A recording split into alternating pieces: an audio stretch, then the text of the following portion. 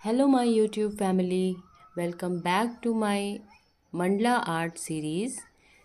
आज के वीडियो में हम बात करने वाले हैं सबसे important material after tools, acrylic paint, medium and varnish for premium and luxury finish.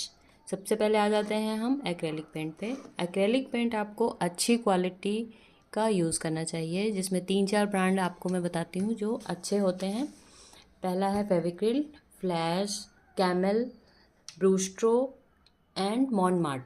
तो सबसे जो रीज़नेबल है वो आपका फेविक्रिल और कैमल का जो एक्रेलिक पेंट है वो सबसे रीज़नेबल होता है। उसके बाद आता है आपका फ्लैश, उसके बाद आता है आपका ब्रूस्ट्रो, मॉन्टमार्टे। इनका थोड़ा कॉस्ट ज़्यादा होता है। अब एक्रेलिक पेंट में ही कुछ तो प्लेन होते हैं, कुछ मेटेलिक कलर में होते हैं। तो आपको दोनों तरीके के मिल जाएंगे, फ्लैश ब्रांड में भी मिल जाएंगे और फेविक्रिल ब्रांड में भी मिल जाएंगे। मेटेलिक पेंट भी मिल जाएंगे और नॉर्मल वाले भी मिल जाएंगे। मैं ट्यूब वाले नहीं यूज़ करती हूँ, मैं यही वाले यूज़ करती हूँ। फ्लैश के और फेविक्रिल के ये वाले ज़्यादा मैं यूज़ करती हूँ। इसमें मेटेलिक में मैं दो ज़्यादातर बड़े में रखती हूँ, जैसे ये 100 ml का है, पर्ल मेटेलिक गोल्ड और पर्ल मेटेलिक सिल्वर। ये दो मैं ज़्यादातर यूज़ करती हूँ अपनी पेंटिंग्स में, पेंटिंग को और ज़्यादा इन्हेंस करने के लिए। ब्लैक मैं यूज़ करती हूँ फेविक्रिल का, ये 500 ml में रखती हूँ, क्योंकि बेस में ज़्यादातर ब्लैक यूज़ करती हूँ तो उसमें ये ज़्यादा यूज़ होता है, तो इसलिए ये 500 ml में रखा है मैंने। और वाइट भी 500 ml में है, क्योंकि ये भी बहुत ज़्यादा इसकी भी ज़रूरत होती है। उसके बाद हम आ जाते हैं मीडियम पे। तो मीडियम में 2-3 तरीके के यूज़ करती हूँ, ज़्यादातर 3 तरीके के, मतलब मीडियम 1, दूसरा पोरिंग मीडियम और जेल मीडियम।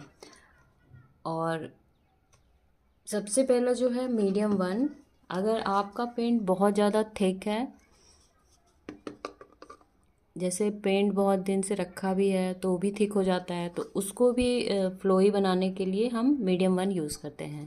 या फिर आप ट्यूब वाले एक्रेलिक पेंट यूज़ कर रहे हैं तो उसको भी फ्लोई बनाने के लिए आप ये यूज़ कर सकते हैं, मीडियम 1।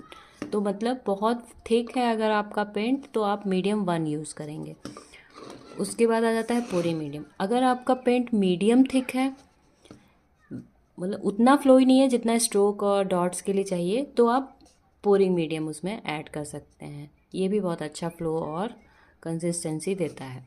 तीसरा आ जाता है जेल मीडियम। तो जेल मीडियम हम बहुत थिन पेंट है उसमें मिक्स करती हूँ मैं, तो वो बहुत अच्छा टेक्सचर देता है, बहुत ही फ्लोई और बहुत ही मतलब स्मूथ डॉट्स आते हैं, तो बहुत अच्छा आता है। जैसे कि फेविक्रिल के जो पेंट है ये वाले बॉटल वाले, तो ये जो है थोड़े ज़्यादा थिन होते हैं, ज़्यादा लिक्विडी होते हैं। तो इसमें अगर आप ये मीडियम मिलाएंगे, जेल मीडियम, तो इससे आपका पेंट जो है बहुत अच्छा स्मूथ, फ्लोई और मतलब अच्छा हो जाएगा, कि स्ट्रोक्स वगैरह, डॉट वगैरह बहुत अच्छे आएंगे।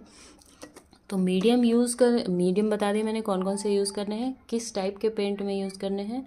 अगर थिन पेंट है, बहुत ज़्यादा थिन है पेंट, तो हम ये जेल मीडियम यूज़ करेंगे। मीडियम थिक है तो हम पोरिंग मीडियम यूज़ करेंगे, और बहुत ज़्यादा थिक है तो हम ये मीडियम 1 यूज़ करेंगे। तो मैंने मीडियम के बारे में बता दिया। मीडियम क्यों यूज़ करते हैं? मीडियम यूज़ करने से आपका जो पेंटिंग है वो बहुत ज़्यादा शाइनी हो जाता है, अच्छा हो जाता है देखने में, डॉट्स को बहुत स्मूथ करता है, और पेंटिंग करने के बाद जब कलर सूख जाते हैं तो उसमें क्रैक्स नहीं आते। तो मीडियम जो है क्रैक्स को प्रिवेंट करता है और पेंटिंग को प्रीमियम बनाता है। तो अब आ जाते हैं हम वार्निश पे। सबसे पहले मैं बता दूं, वार्निश जो है आपके आर्ट पीस को बहुत ही ज़्यादा लग्जरी, प्रीमियम और मास्टरपीस में एकदम कन्वर्ट करता है। तो वार्निश में मैं 2-3 ब्रांड हैं उसके यूज़ करती हूँ। ज़्यादातर तो मैं ब्रूस्टो के ही यूज़ किया है।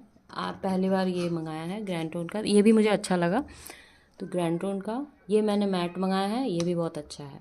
ब्रूस्टो में ये एक है जो स्प्रे फॉर्म में है, इसको आप स्प्रे कर सकते हो, शेक करना होता है पहले, फिर इस पेंटिंग पे स्प्रे करना होता है। ये दोनों जो है ये ग्लॉस वाला है ब्रूस्टो का, और ग्रैंड स्टोन का है ये मैट फिनिश का है। ये दोनों लिक्विड फॉर्म में होते हैं। इनको अप्लाई करने के लिए हमें स्मूथ ब्रश या स्मूथ स्पंज को यूज़ करना चाहिए। वार्निश यूज़ करने से पहले हमेशा ध्यान रखना है कि पेंटिंग एकदम ड्राई होनी चाहिए, कम्प्लीटली ड्राई होनी चाहिए, नहीं तो आपका जो पेंटिंग है वो बिल्कुल ख़राब हो जाएगी। तो ओवरनाइट आप पेंटिंग को ड्राई होने दीजिए। 8-9 घंटे तो ड्राई होने ही चाहिए। आप इससे अच्छा है ओवरनाइट छोड़ दीजिए तो वो ज़्यादा बेटर रहता है। ओवरनाइट पेंटिंग ड्राई होने दीजिए, उसके बाद ही वार्निश को अप्लाई करना है। वार्निश अप्लाई करने के बाद भी उसको ड्राई होने के लिए फुल्ली ड्राई होने दीजिए, उसको टच मत करिए, नहीं तो फिर वो स्पॉट आ जाएंगे।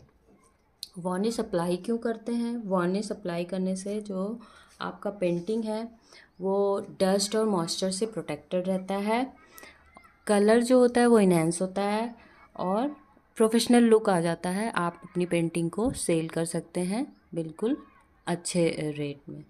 तो और अप्लाई करने का मैंने बता दिया कि सॉफ्ट ब्रश से और स्पंज से आप अप्लाई कर सकते हैं। 1 to 2 लेयर थिन, मोटी नहीं, थिक लेयर नहीं अप्लाई करनी है।